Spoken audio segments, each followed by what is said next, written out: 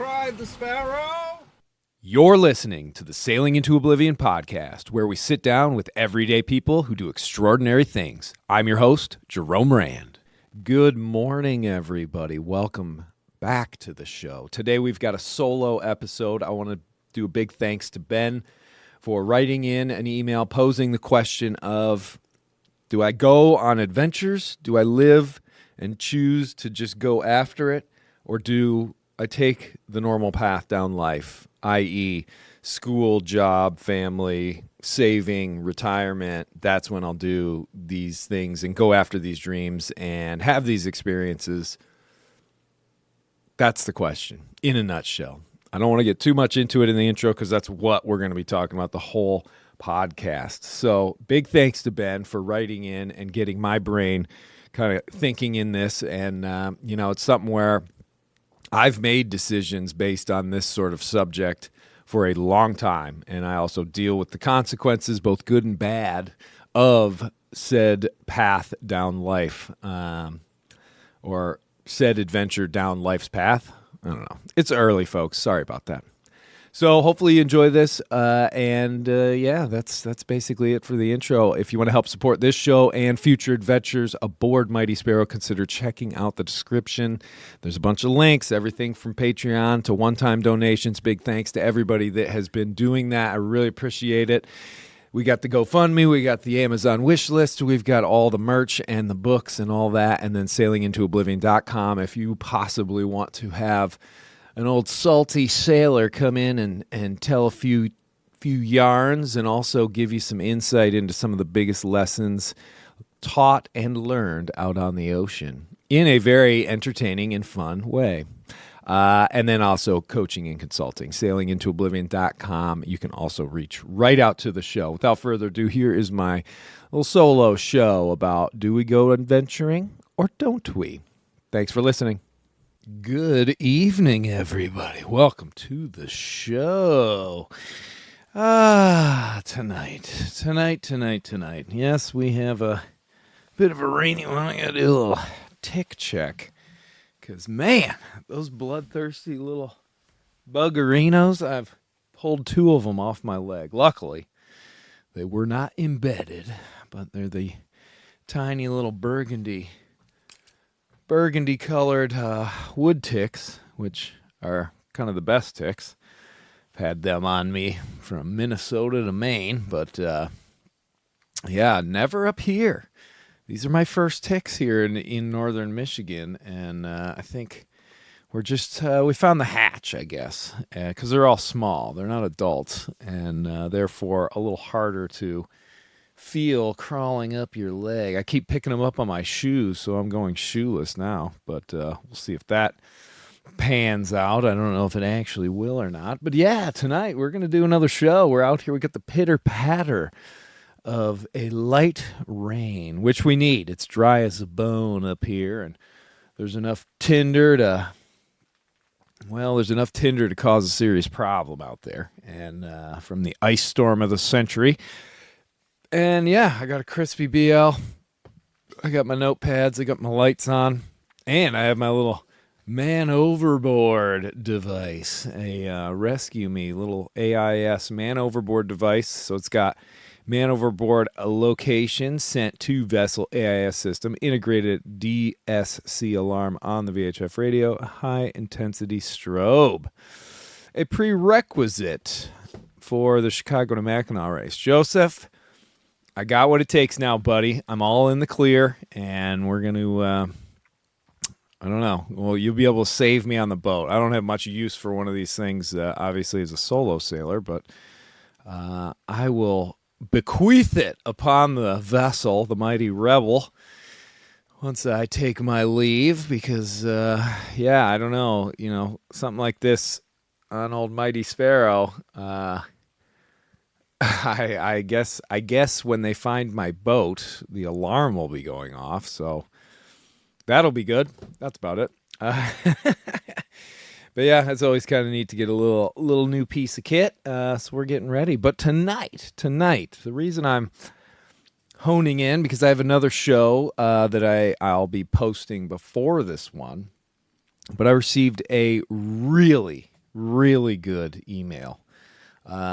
Good in the way that it was thought-provoking and also a subject of which I have racked my brain about in life and over the years, and even in my younger years, dare I say. And it has to do with the path that one takes, the way we go about things, what we prioritize, and all that sort of stuff. So that's what we're going to get into. And hopefully, well, if you write into the show, chances are I may actually read some of what you write in. So ye be warned. I'm going to paraphrase a lot of this sort of stuff, but obviously I'm not going to mention any names or anything like that, but you know who you are. So thank you for the subject material on this one, because I think it'll be pretty thought-provoking and interesting, and it's something that I think a lot of people, especially sailors and adventurers, have had to kind of dissect from time to time as we get ourselves in situations where we question our life choices, but then also have opportunities that make us also question our life choices or question what choice we should make in the near future. So that'll be pretty fun, I think. But before we start the show, like I always say, if you want to help support this podcast, if you want to help support the possibility of more adventures, heading out on the open ocean, aboard Mighty Sparrow, this is the way to do it. Check the links in the description. There's everything from Patreon to one-time donations. There's even a GoFundMe on there. Threw that sucker up there. That's basically to try and get out there and attempt the Atlantic Figure 8 once more. Yeah, because essentially I've come to realize that, life is finite. We don't have a ton of time on this planet.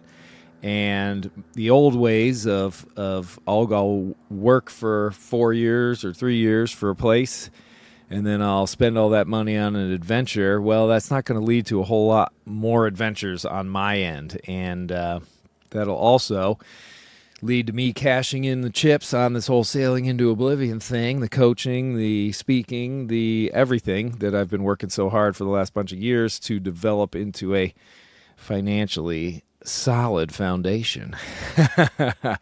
So if you want to help with that, check the links in the description. We've also got the merch, we got the books, we got all links for all that sort of stuff as well, Amazon wish list and all that. So if you want to help us out, feel free. It is much appreciated, and thank you all so much that have chosen to do so. And always, sailingintooblivion.com if you want to reach out to the show or get some more information about me as a speaker or me for a coach. Done.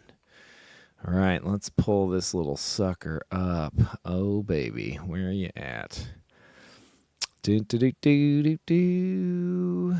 gotta go down the line just a little bit. There we go. All right, so this young gent has essentially done a good bit of the old ASA, the 101, 103, 104, out of Boston. Chartered some trips out of Tortola as crew. Long story short, currently living in downtown Chicago and have an old beat-up 30-foot Freedom 30. It's kind of interesting because the Bitter End Yacht Club used to have Freedom 30s. I'm content where I am. And with my professional career, I'm 32 years old, single, and really don't know where I want to go with life. Part of me believes I should not be prioritizing the sailboat and instead finding a partner to start my life with. The other part of me, the caveat, my gut says this is the perfect time to go all in on something like this. I currently don't have the confidence to maintain the sailboat solo. However, that would be my dream. I would love at this point to be comfortable sailor up to Michigan, Traverse City, Seoul, all that sort of stuff. Being able to make our love sure tots to do your video couldn't resonate about these types of adventure life is about. My biggest fear, and here it is. This is the clutch one. This is what hit me. My biggest fear is regretting not giving it an honest shot. So thank you so much for writing in. There was a whole lot more to that, but I didn't want to give away too much. But essentially what the question is, and the question I'm very, very familiar with, is, do I lead a life of adventure, alone, risking it all, solitude, reap the rewards of going after my dreams, or do I make the sound and steady, time-honored decision to go about the normal, quote-unquote, walk of life, i.e. career-driven, get that security blanket, get that nest egg, have a family, maybe have a couple of kids, get the house, get the mortgage, hope that you live long enough to then enjoy a retirement in your sweet, sweet golden years and do all the things that you dreamt about doing as an impetuous youngster in your teens and 20s. I mean, does that question resonate with anybody like it does with me? Should I go and buckle down and do the normal thing and, work real hard for all of my, I don't want to call them good years, but you know what I mean. The years in your life where health and all that sort of stuff are typically more abundant.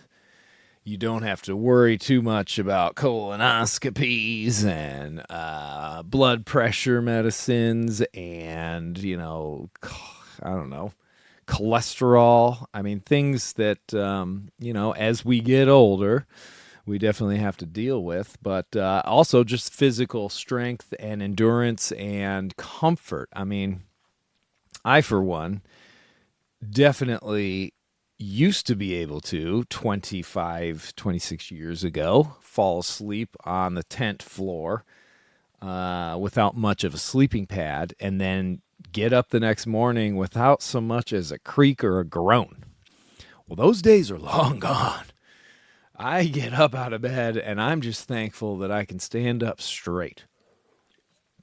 Now, granted, I've had some back issues for sure, but they're all sorted. Well, they're not all sorted out. I just have to be kind of careful with what I do.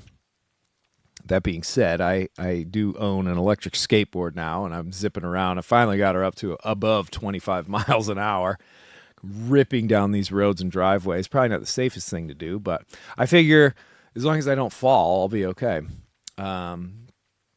Kind of the same thinking as when I'm on Sparrow, not clipped in, and just sailing around on the ocean. As long as I don't fall off the boat, I'm going to be okay. But knowing that one fall is going to be the kiss of death. If I fall on this skateboard, that is going to be the kiss of death. The adult body doesn't bounce back like it used to. Now, luckily, I had a teenage experience of growing up when Tony Hawk and the Bones Brigade were super popular, and movies like Gleaming the Cube were out there with Christian Slater, and so skateboarding was a huge thing, and I did so many hours of it, I could not even calculate it with the world's largest calculator, but somewhere in the billions and trillions of seconds. And, so I've got a good feel for the old girl. Let's just say that. A lot of confidence rolling in there. And I guess it's the same with the old Mighty Sparrow as well. But I'm off in the weeds here already. I can remember when I was younger, sitting on a beach. We were on a family vacation, like a whole group of us. And I think we were in like St. Thomas or something. And I believe it was Sapphire Beach. And I remember being in my very early teens, and we kind of snuck out one night and went down to the beach, and it was like my cousin and I or something, and we pulled these chaise lounge chairs right down to the water's edge. The water is lapping up. I'm looking at the stars, and I can remember saying out loud that one day I was gonna move to a place like this, and I was gonna work at a place like this. Now, I didn't realize that was going to come to fruition many, many years later. But I think at that point, I kind of realized that I already had my mind in a different sort of direction than the norm. I was already thinking, I want to travel, I want to see places, I want to go to these far-flung areas and do something a little bit different than go to high school, go to college, get a job, buy a house, get a wife, all that sort of stuff. And it kind of kept carrying on. And I think it was somewhere in my late teens where it really started to become a very poignant, I don't know if that's the right word, but a very big part of my thinking for the choices that I was making, the career that I was trying to follow, and the direction I wanted my life to go. And one of the big things in my head was, man, if I don't use this time wisely, if I don't go out and do the crazy adventures and travel and do the things where I don't mind being, strapped up with a 40-pound backpack with all my belongings in some foreign country, sleeping on the floor of a hostel that's covered in roaches, listening to and smelling all the other stinky people, then I'm probably not going to want to do that when I'm older. The other thing that really always hit me back then at an early age, and I do think that I am lucky. I'm not trying to give away my end-all wrap-up of this show, but I do think I was very fortunate to really realize that in a lot of ways, life is just a gamble. If you bet on the idea that, hey, I'm gonna go and I am going to do all this stuff when I am 60 years old. I'm going to do this, I'm going to do that, and if I work real hard and I get a great job, I am going to be able to then go after all these things. And what I was worried about is that, what if you come up snake eyes? What if you come up with the unlucky 11 or whatever it is, where essentially by the time that hits, either you were never able to accumulate the wealth and the experience or whatever to be able to go about doing these things, or the whole time you had to work so darn hard you never actually learned the skills that it took, i.e.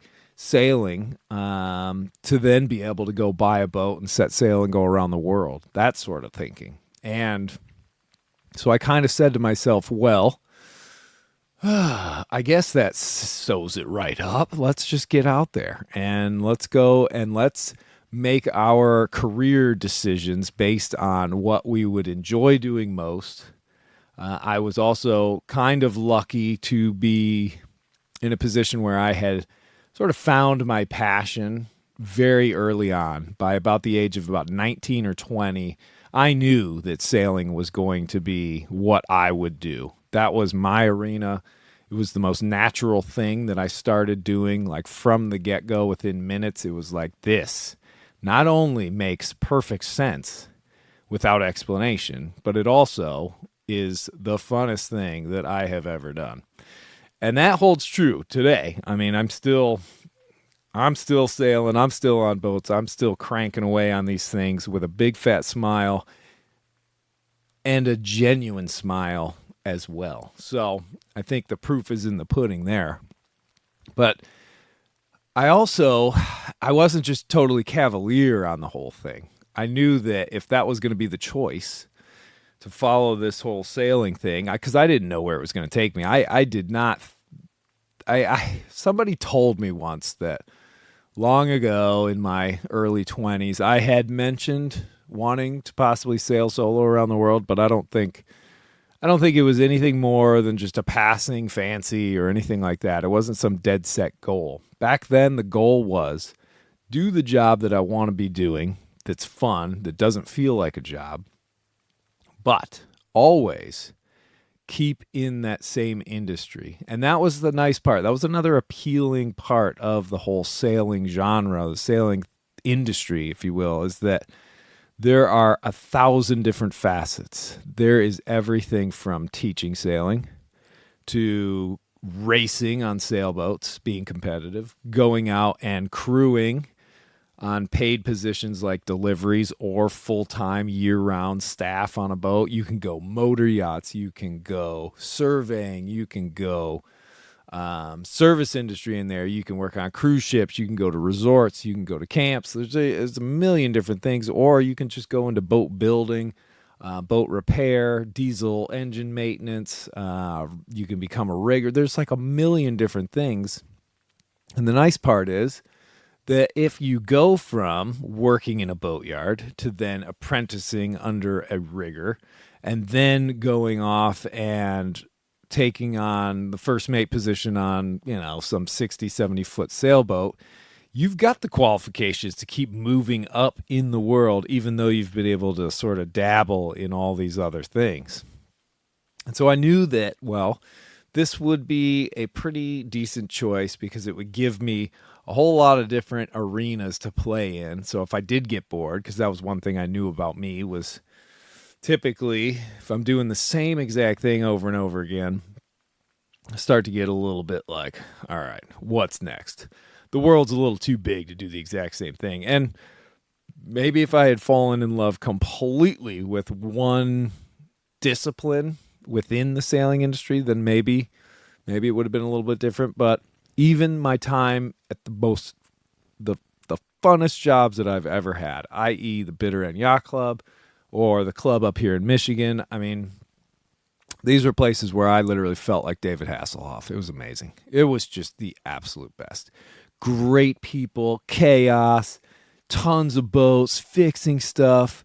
I mean, I had these moments where I could step back for a few minutes at a time and see the entire team just running back and forth, juicing guests, making everybody super stoked, sailing, rescuing, shuttling, service up the wazoo. And they were moments where I knew that in some way I was responsible for orchestrating that.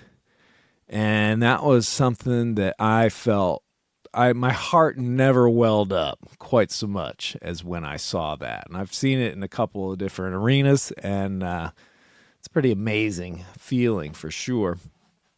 But even working in a place like that, after we sort of went in, made some changes, innovated a bit, got the ball rolling, got to a place where the resort and ownership and everybody liked what was going on, wash, rinse, and repeat, and then build the bedrock, the foundation. Another year goes by, and then the next year it's like we just got to do that same thing again. That's when I got to the point where I was like, well, what's next? I don't want to just keep doing the same thing. Plus, on the side, you age out of a job like that. There's a point where it's just, it's not so cool to be the shirtless beach bum, no matter how charming you might be.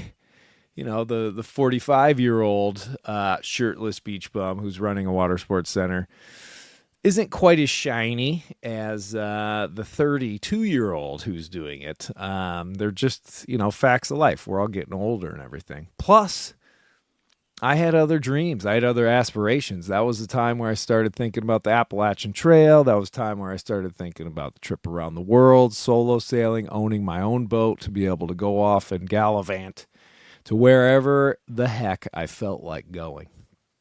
Now, I know this is starting to sound a little long-winded just on that note, but so I kind of had my head in that space of like, okay, well, I want to do these things. I'm going to prioritize the experience over the money.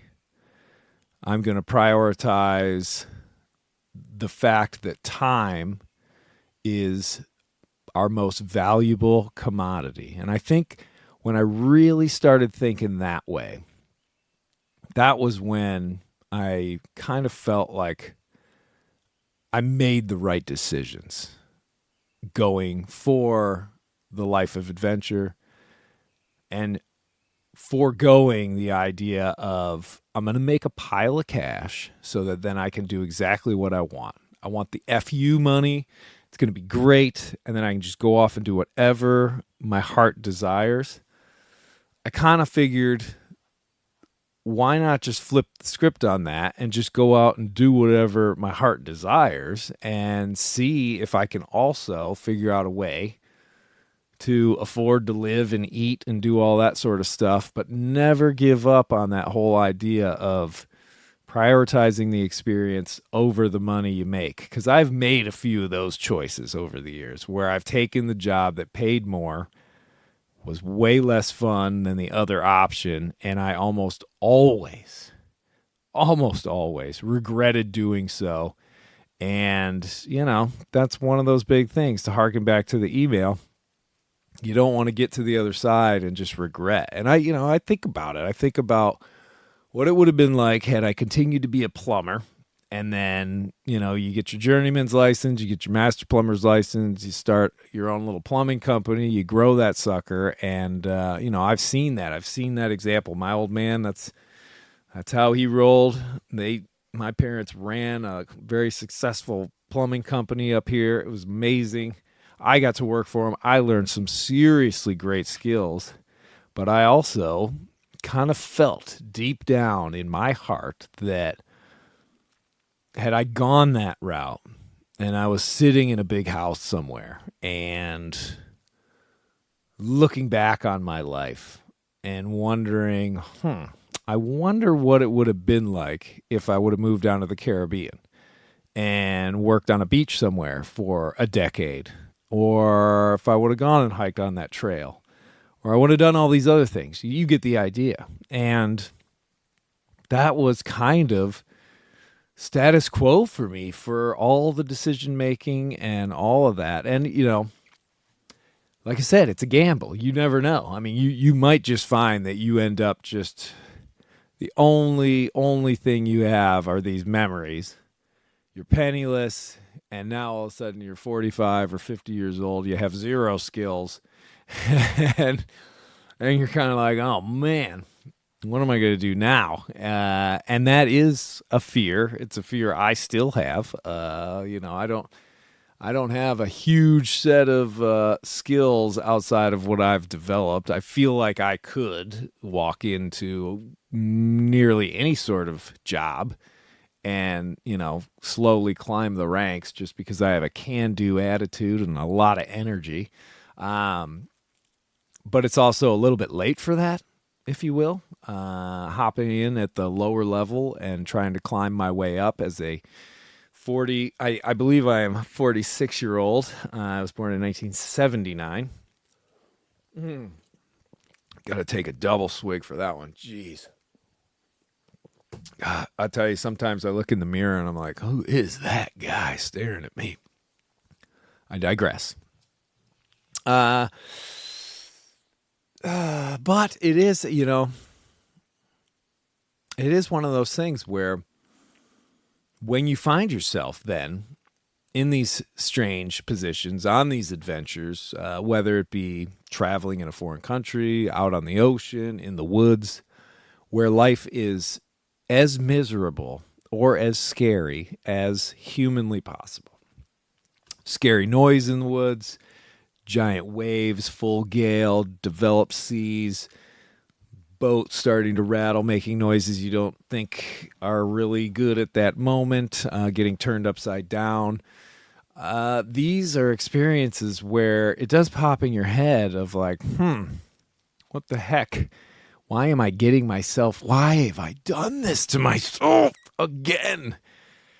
I actually had a video a long time ago, and I have it somewhere still. I'm not sure where, but we're essentially, I can remember on one of the various trips that I was on, the sun beaming in through the companionway. It was like 95 degrees in the cabin. All I wanted to do was sleep because I had been basically getting barraged by squalls all night long. The waves and wind, the waves were still there. The wind had died off. The boat was wallowing. It was just, the lowest of the low points. And I remember sitting there making a video and being like, listen, future Jerome, you better just take a hot second and watch this video before you ever start planning another one of these adventures out on the ocean, and know that you are going to have to deal with this exact situation multiple times yet again. And you have done this so many times. Do you really need to do it anymore? Now, granted, that's a low point. I will admit that. And low points are just made to be, what's a good saying here? A low point is a great thing because then you can at least see the next ridge or something like that. I don't know. There's got to be some sort of saying that goes along with when you're at a low point. At least it gives you the opportunity to, I don't know, see the peaks around you, maybe, or envision what might be ahead. But I don't know. It's one of those things where I don't think there's any sort of right answer to any of these questions for sure. I mean, I think one has to really look deep down inside, and I get it. I mean, the idea and the fear of regret, of reaching that stage in your life where you're no longer able to do the things that you used to be able to do, and those dreams and those goals that you once had start to sort of fall away. And you're like, there's no way I'm climbing Mount Everest. I just can't do it anymore. I'm not physically capable of doing that. And some of you might scoff at that and say, well, you could work really hard and still do it. But we all know there is a point for everyone. It's always different, where life will not allow you to do anything. Somebody once, or I once heard it somewhere, maybe it was a movie, but it's basically, the first half of life, you keep getting things, and the second half of life, things just keep getting taken away. Your vision, for example. You start to get older and you can't see quite as well. You need your readers. Where are my readers at? I can't find my readers because I can't see them. Your hearing, all these little things that make some of these high-end adventures a little safer and a little more doable. Well, when they start to disappear on you, then it becomes a little more difficult to do them. And I don't know, I think for some of us too, just the comfort factor. I mean, I have lived, I think everyone would agree, a very uncomfortable life. There is a lot of suffering to be had out there on the ocean and in the woods. And, I mean, shoot, even last night when the raccoon started poking around, I hope it was a raccoon, it might have been a skunk. I got pretty aggressive, pounding on the side of the tent to try and get this thing to go away so I could go back to sleep. But that's a little bit of discomfort right there, getting woken up. I don't mind it. I'm kind of used to it. I have plenty of stories about creatures and noises and little old me sitting in a tent in the middle of the woods and wondering just what the heck is going on out there, and wishing more than anything that I could just go back to an uninterrupted sleep. Or at 5 a.m. when the woodpecker starts pecking away and wakes me up, and I'm like, sure could do without that noise. And I know in the back of my head that, yes, if I was living inside of a house, probably wouldn't have to deal with that noise ever again. But here's the thing. Is it worth losing the cool breeze passing through the leaves of the trees, the lovely feel of the dimming evening sky underneath the canopy of old maples and beech trees and all the other trees that we have out here, and then walking out of the forest into the edge of the field and seeing that it's still daytime? That's always been a big one for me. I've always liked doing that for some reason.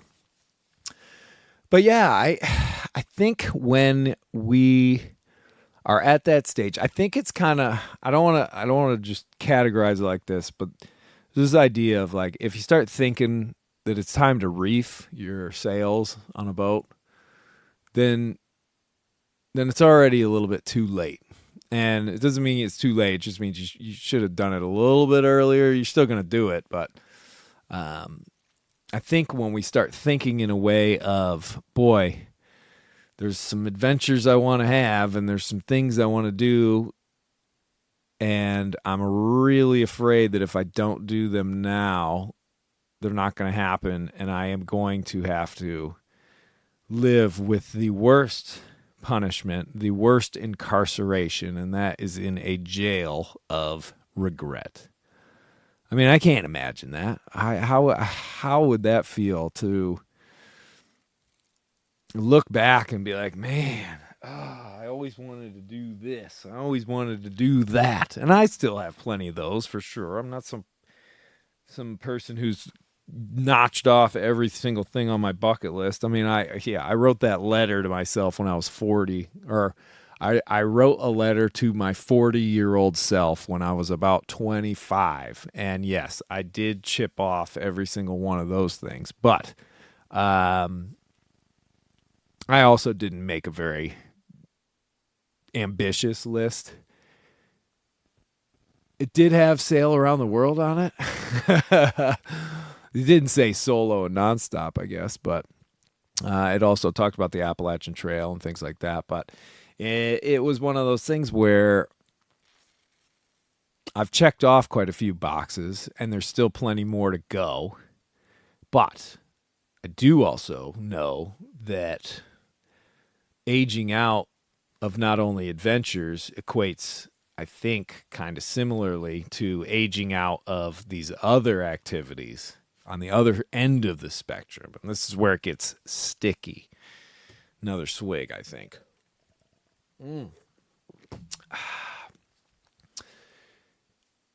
The idea of me being able to start a family right now sounds downright impossible. The idea of finding someone and her and I essentially getting along so well, falling so deeply in love, and then wanting to actually start a family in the next couple of years. I see that as a complete impossibility. And the fact that it's already seen as that makes me pretty much figure that that's just not in the cards anymore. I've waited too long. I've frolicked away out on the ocean blue for too many a year. And, some of you I'm sure might be scoffing at that as well. But the idea of being 60 years old when my kid graduates high school, I don't know. It's not how I envisioned it. Long ago, that was one of my big things when I was like a teenager, full of puppy dog love and all that sort of stuff. I definitely dreamt about marrying someone and having kids and doing the whole family thing. But, it doesn't take too many extremely rough breakups to sort of harden one's heart, if you will, and make you sort of think, well, hey, you know what? Screw that stuff. Life's full of other stuff that's way more fun and less moody. And I mean that in a way, comparing it to the ocean, which is very moody as well, but just less up and downs and all that sort of stuff. So I there are definitely things that you give up. It's not some big rosy parade of like, adventure and I get the highs and lows and I test my spirit and I get to see things and do things that normal people won't ever see. And it's the greatest thing in the world. Well, there's some things that you miss out on when you do stuff like that. And even sometimes when the idea of like, would I go on a big adventure like that if I had a significant other? Or, I mean, if I had kids too, I feel like some of the risks that I take, probably not very fair to impart that on people who care that much about you and also depend on you as well. So I don't know. It's just so many facets with this question, with this idea. Now, I think in the end, right now, for me, I feel very much okay with and happy about the choices that I have made and the decisions to go and take on these challenges. And it has, in some small way, benefited to sort of the financial situation and actually owning kind of a business and being able to blossom different aspects so that I don't have to go and work for someone else, at least not yet. And so these big things have kind of come out of some of these things that I've done, these adventures. I mean, it'd be hard for me to sell somebody on going up on stage if I hadn't gone and sailed around the world. And that was really an unexpected sort of benefit of doing some of these things. I mean, I kind of had it in my head that it would be really cool if that happened, but I had no idea that it would or how to go about that or anything like that. Again, some of it was just the fact that I had spent so much time up in front of races and committees and award shows and things like that at a lot of these resorts that I don't know. I think that comfort factor when I did those first few talks, all of a sudden, that was when I was like, ooh, wait a minute. We could do this. I like this. I'm comfortable with this. But yeah, it's all the question of which way do we go and what do we want to do? And I wish I could just tell this person like, well, you should probably just do this. Go for it. Go for the gold. And at the ripe old age of 32, geez, when I was 32, I was down in the British Virgin Islands, I think, at that point. And I had been down there for a number of years. It's one of those things where you're definitely not in my position where you're old. You still have quite a lot of time. And one of the things that I would definitely say is that when you go on these adventures, now granted, I'm not saying go solo sail around the world for 9 months and then go travel on the road alone doing speaking stuff. That is going to be almost a guaranteed lonely fest, the likes of which many people don't even recover from, myself included. But if you choose a life of sailing, a life of adventure where you're actually exploring terra firma along the way, there's going to be a lot of opportunities.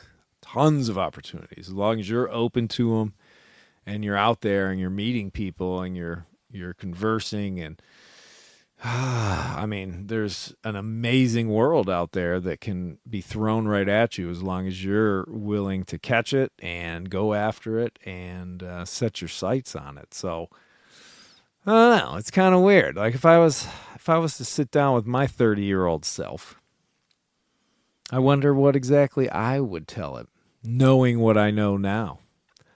I mean, knowing what I know now, I'd for sure be like, dude, sail around the world, bro. You will live. You will not die doing this, even though you don't have a support crew and you don't have a race management team and you're going to do it on a 50-year-old boat. Like, go for it. It's going to be great. But I would also say have a long, good, deep think about, what your priorities really are when it comes to daily life and living. I think especially right now, there is so much garbage out there on the internet trying to show you and promote this lifestyle of cruising and being on boats and all that stuff. Enough garbage is out there to literally have people that make a whole nother genre of it, of the reality of living on a boat, what they don't tell you. And it's kind of like, oh my gosh. I mean, you can get this romantic idea, and it's always been there long before the internet was, of setting sail over the horizon to far-flung islands in paradise. And to some extent, that is true. But you also have to remember that sailing is tough. It's hard work, and you're dealing with the elements, and it's not always comfortable, and it's definitely scary sometimes. But it is also a place where the world tests you, and so you get to measure yourself against it, which is always a good thing. I think in life in general, and not just for sailing, but in any aspect of life that you are dealing with, it's for sure great to challenge yourself, constantly trying to improve, but also, meet those challenges head on so that you really have a sense of what you're made of, what kind of grit. What are you, 220? Are you 360? Or are you 80 grit? Oof. Ooh, 80 grit is rough. That is rough stuff. So, yeah, I mean, nothing, I think, is scarier than regret. Nothing. And we have such little time, such little precious, precious time. I mean, you hear me always thanking my guests that come on and share 1 hour of their life, sitting and talking to yours truly.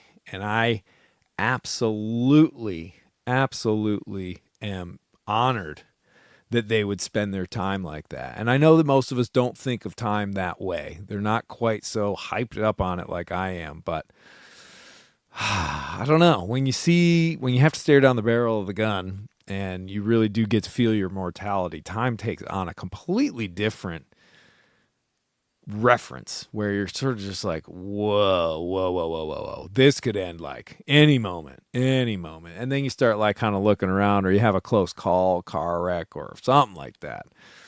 That's when you really know. That's when you get readjusted to, holy cow, how am I spending my time? And am I wasting it? Am I going after the things that I want? Am I doing what I want to do? I mean, not that I want to, but I know I'm going to harken back to it. That scene in Joe versus the Volcano, man. Google it. Or not Google it. Hit it on YouTube. The Joe versus Volcano quitting scene. And listen closely. That really crucial statement of asking himself, why? Why is he stuck in that situation, in that terrible job, in that awful little office with the fluorescent lights that just suck the light right out of him, and the coffee, it stinks. And he asked himself why is his life like that? And he knows it's yellow freaking fear. He was too chicken shit afraid to live his own life, so he sold it to the company for $400 a week. And that is just it's something where, unless you wake up from that, that can be it. You could not wake up from that, and then you get to that point where you got the pension, you get the retirement, you get all that, and you look back and you're like, what did I do with my life? Oh my gosh, I traded it all for this little pile of cash that's not even going to last me all that long, and now I still can't do all the things I wanted to do. Maybe that's the answer right there. Maybe I don't even have to go on anymore. I don't know. I mean, it really, obviously I'm leaning one way. I hope you're listening out there, because at least that's J-Rome's take on it.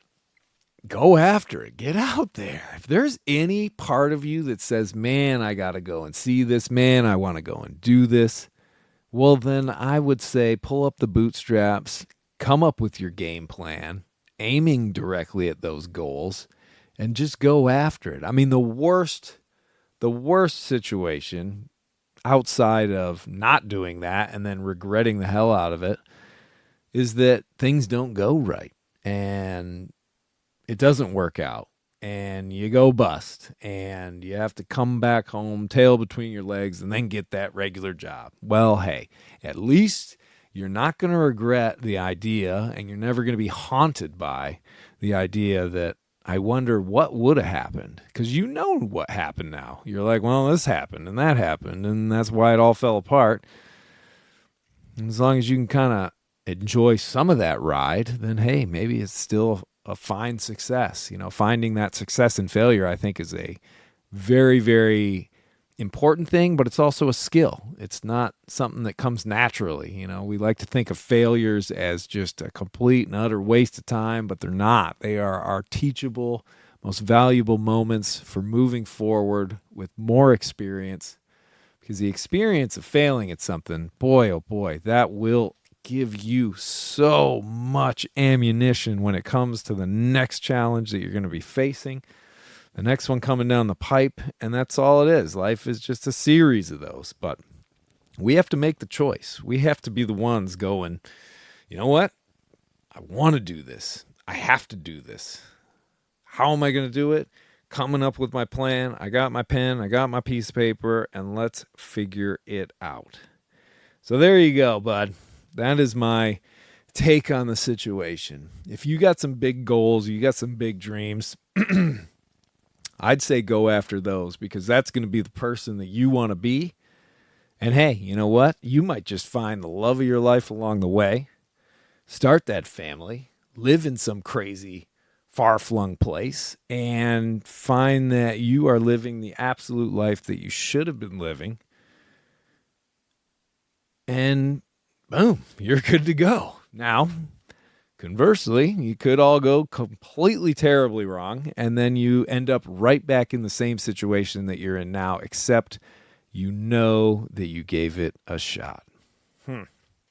Food for thought, maybe? Take that for what you will, everybody. Hopefully you enjoyed this little deep dive podcast. Thank you so much for writing in. You know who you are. And yeah, that's it from Jeromestown. I'm going to crank back. The rain has stopped trickling. It's just about 10 o'clock. I am teaching a power boating course tomorrow, which is always super fun. It's kind of the annual rescue boat driving tutelage day. I got 3 hours to not make people the best boaters they can be, but give them the confidence to then go out and make themselves great. So I'm looking forward to that. I always do it each year. It's a lot of fun. We got a few other things to wrap up over there before I head on up to the good old Great Lake Superior in the beginning of June. And yeah, things are shaping up. Things are looking pretty good, pretty excited, and hope everybody is diving into their summer. May's almost over. If you haven't come up with those game plans for this summer, sit down, grab yourself crispy BL, and maybe give it some forethought.